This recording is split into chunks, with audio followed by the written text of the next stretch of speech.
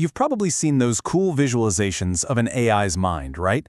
But have you ever looked at one and just felt like you're missing the full picture? That's because we are. We've built these incredibly powerful large language models, but figuring out what's really going on under the hood is one of the biggest challenges in AI today. So we're going to dive into why that is, and what it tells us about the future of AI itself. This quote from a researcher named Frank, man, it just absolutely nails the problem. We're taking something with just insane complexity and richness, and we're squashing it, flattening it down into a simple, messy picture. And in that process, yeah, we lose pretty much everything that actually matters. And here's the crazy part, the why behind it. Think about it. We live and think in a 3D world, length, width, height.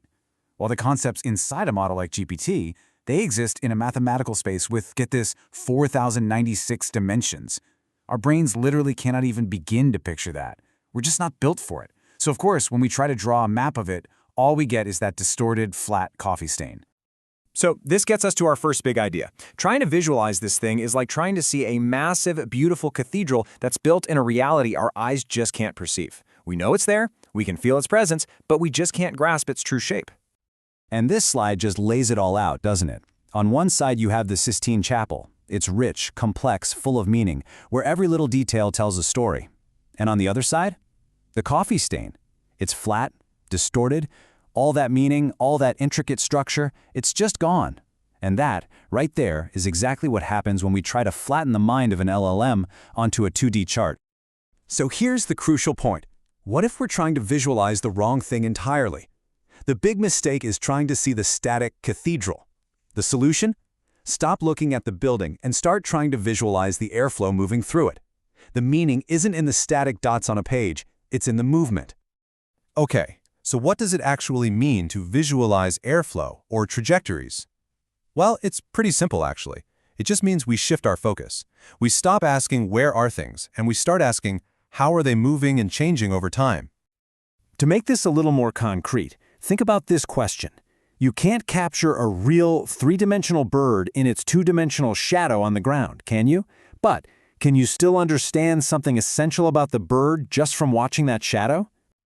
Oh, for sure. Absolutely.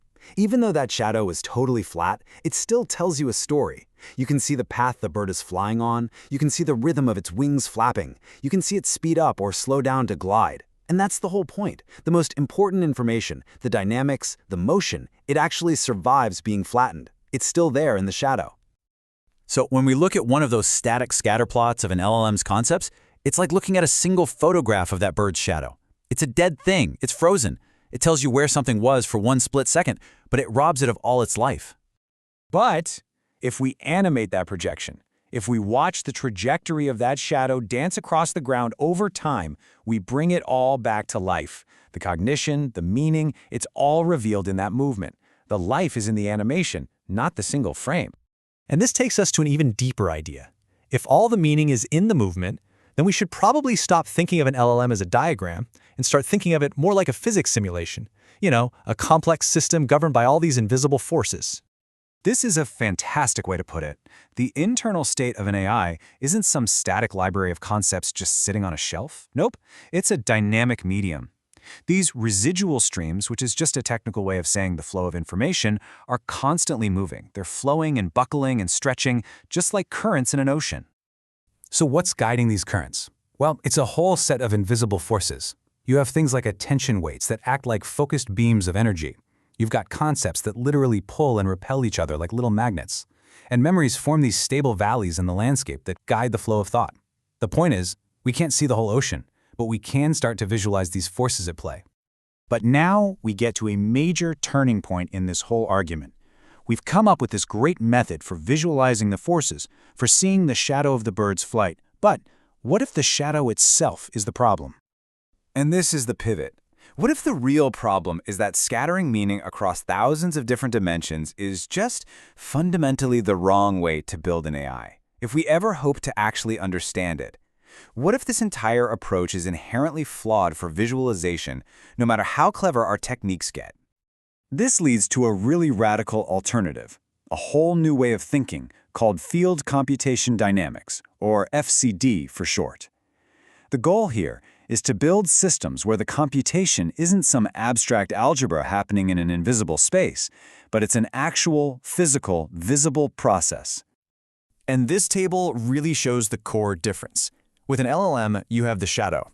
The meaning is hidden away in complex algebra we have to try and decode. But with FCD, you have the shape. The meaning is the literal physical shape. Inference isn't some hidden process, it's just flowing along the surface of a visible object.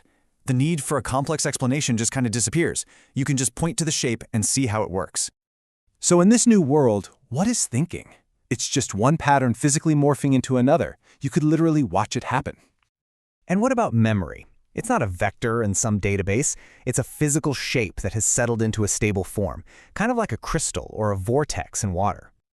And the process of inference, of reaching a conclusion, that's just the continuous deformation of one of these shapes into another. The computation is the geometry. There's no need for a shadow because it's already visible. So this frames the entire discussion as a fundamental choice we have to make about the future of artificial intelligence. Are we really content to just keep trying to interpret the shadows cast by these invisible cathedrals we're building? It really all boils down to this. First, the hard limit. You simply cannot visualize the 4096-dimensional manifold. It's impossible. Second, the clever workaround. You can visualize the forces and flows inside it. You can watch the shadow of the bird. But third, and this is the big leap, you could build a completely different kind of system where the forces are the visualization. And so, that's the final provocative question this leaves us with. As we design the next generation of AI, do we continue to build with shadows? Do we build these incredibly powerful but opaque systems and spend all our time just trying to decode their flat, distorted reflections? Or do we pursue a new path and build with shapes?